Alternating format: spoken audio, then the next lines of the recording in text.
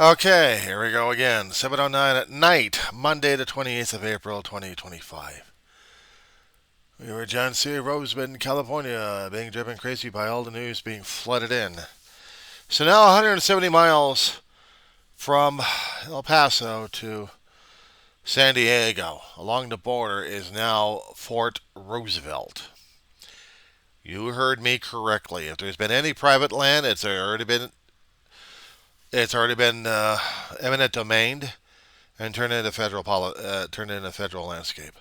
And if it's still federal land, all of it now is a military base run by the U.S. Army Northern Command as part of a more harder strategic area to secure and arrest and detain, if not prosecute. They have overridden Posse Comitatus. I'm going to include the stuff as I kept posting it on my Facebook account just for my own records. Let me read you something about the thing I just said about Posse Comitatus from the BrennanCenter.org, talking about Posse Comitatus.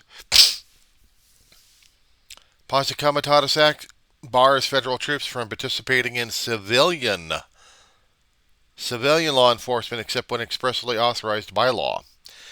143-old law embodies an American tradition that sees military interference in civilian affairs as a threat to both democracy and personal liberty.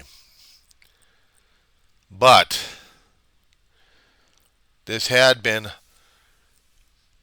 overturned in a way. Usually Congress is supposed to do it and the court systems, but the executive branch decided they're going to do it by executive orders.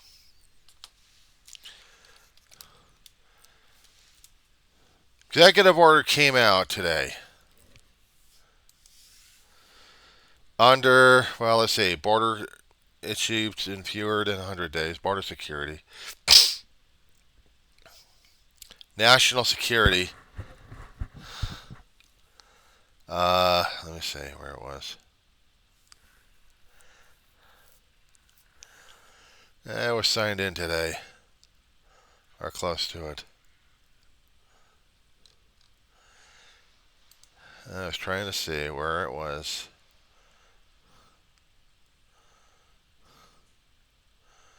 Oh, by the way, Trump's interfering with the truckers again.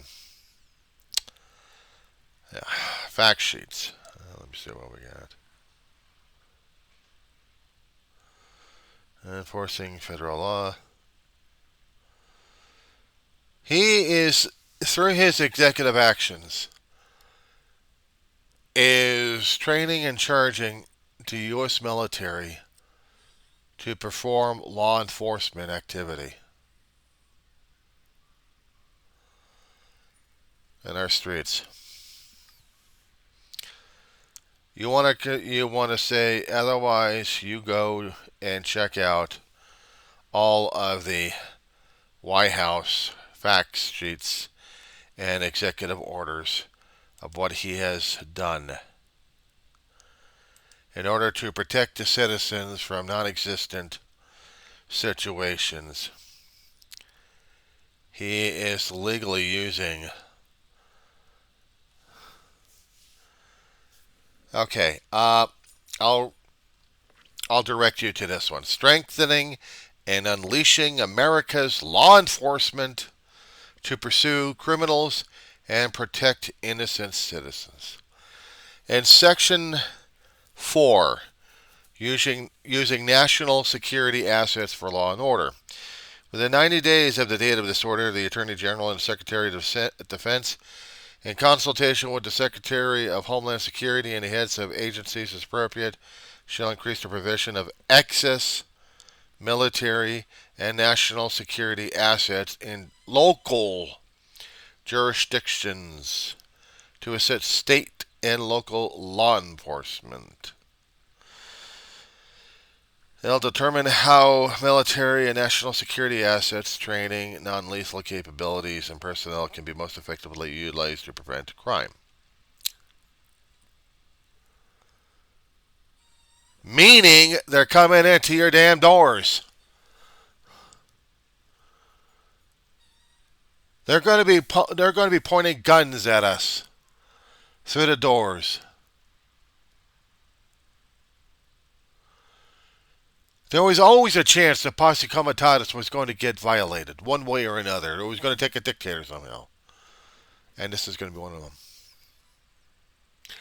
One of Trump's heroes is Oban in Turkey, or Hungary, I think Hungary. And Hungarians had this authoritative rule for almost a couple of decades or more. The youth have been protesting every week, but it's only a futile exercise because the power has already been established. And we're just getting started with the Trump and his insanity at this point over here. So while the national media will spin their heels on the situation, we're seeing it happen here. 170 miles. You guys want to take a look at this, you go to googlemaps.com. Just go there. Me, on the other hand, I've got a lot of links in my Facebook account that I will be turning over to the YouTube, especially when I get it working. And then I'll have something for everybody else to understand that this is nuts. And what you hear in the background is my dog also going nuts at this point. Give me a second. Too much, I'm getting overwhelmed at this point. So is my dog trying to drive me crazy. I am driving myself crazy by listening to all these things. Not just fear-mongering, but activities of the old Trumpster. Of what people keep laughing at, that he's... They think he's a joke. Or he's going to solve everything. He's going to fix everything. And the problem is, I don't see the fixing. I just don't see the fixing. And if there is any fixing, putting a military base along our borders,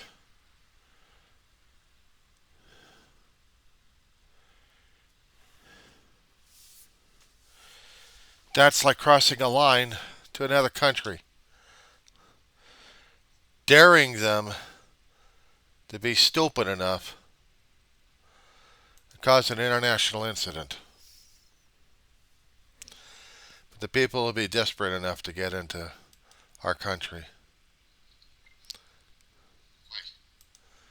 And I don't know if they're going to be able to survive or not.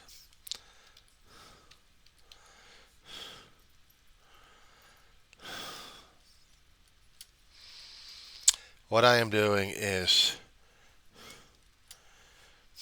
communicating with people I know online. And my thoughts, my feelings about the insanity happening right now, besides dealing with my dog stressing. And I'm not there on a constant basis. But right now, I don't know what is on a constant basis because they're driving me crazy. What else is new? So as I'm trying to get some stuff taken care of and hopefully get some... I gotta deal with her. She wants. It's bad enough I've got the other news out there trying to gather my attention as well. Telling me just how things are going downhill. I've got a dog who's not telling me about things going downhill, but rather she wants more. I was going to say, and I'll still try to struggle with this one, that if you folks would use your map app. I'm using Google. And I am going to widen my shot until I see the border between the United States and Canada, and I'm going to go east. I'm switching over to terrain so I can see what's going on. Breaking news. What do we have? It's 6:31 at night. Projected that the Liberal Party has won the Canadian election. Ooh. Prime Minister Mark Carney, who stood against Donald Trump and his tariffs, has now won a full term of office. Joining us now from Toronto is Timothy Snyder, professor of history at Yale University. He's the author of the New York Times bestsellers On Freedom and On Tyranny. And Professor Snyder, this day began for Canadian Okay, voters so when, Canada voting was gets the maybe Liberal allowed, Party. Okay, enough of that one. No, because what I was looking at is the border between San Diego and San Antonio, or at least Juarez or El Paso, somewhere in that territory. I think El Paso.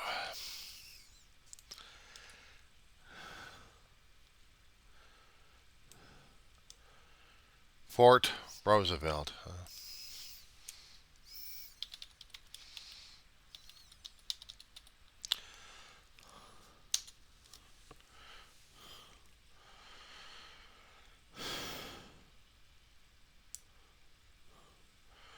There is an actual Fort Roosevelt, they called it.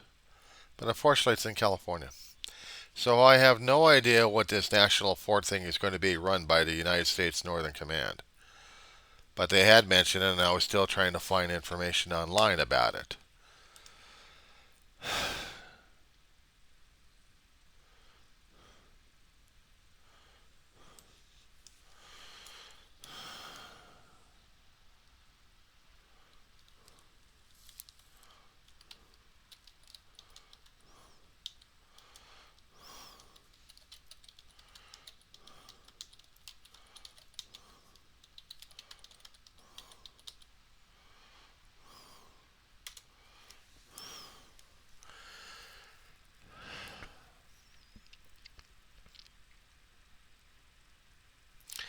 I don't know what they're going to count. I have no new name on it. But they are making a national defense area in Arizona, New Mexico, and California.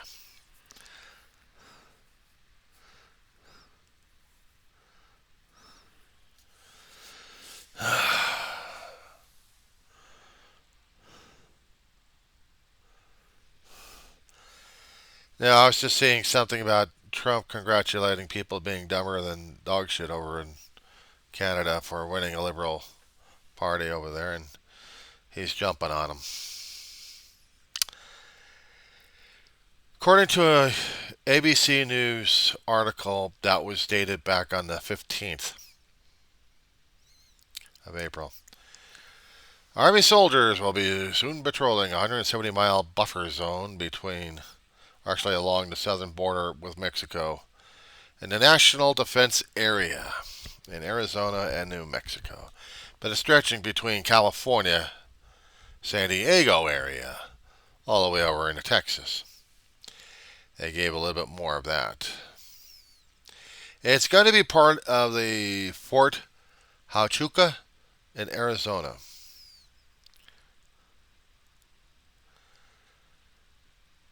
Some analysts see it as a way of militarizing the border and skirting a federal law, Posse Comitatus, that prohibits U.S. military from carrying out law enforcement duties by declaring the federal property a military base, where the migrants cross can be detained, turned over to law enforcement. They're going to be acting as law enforcement.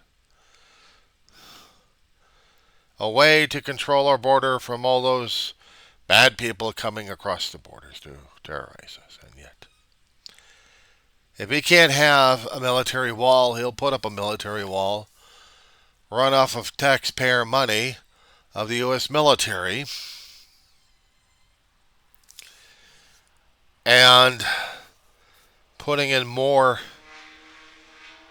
stress on everybody.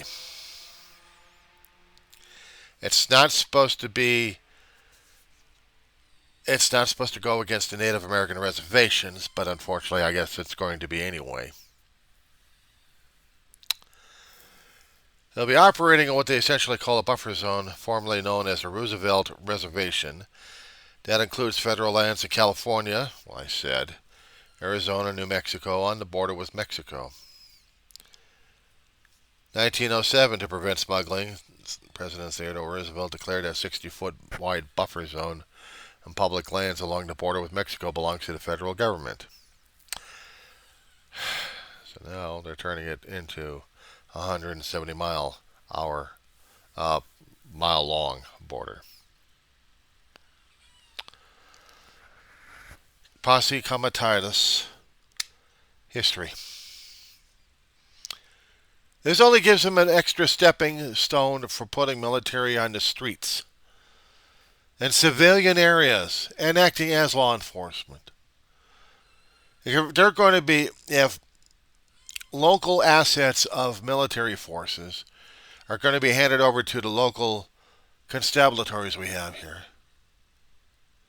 What scares the hell out of me, from Edwards Air Force Base to my street, down my street, and to the other areas of Roseman, will be under military control. I had never thought I'd be I would be nuts on this insane thing that the President of the United States and all of his demented rationale. I don't think he has any rationale anymore. I really don't, because nobody in their right mind would ever think of putting military on the streets. And yet, in our stories, in our conspiracy theories, in our fantasies, in our media, in our culture, we had done that. But we'd seen other countries do that as well. No longer considered a democratic, even though they try to pretend. But they're no longer democratic. They're an authoritative regime. We've got it because we voted it in office. Now what the fuck do we do?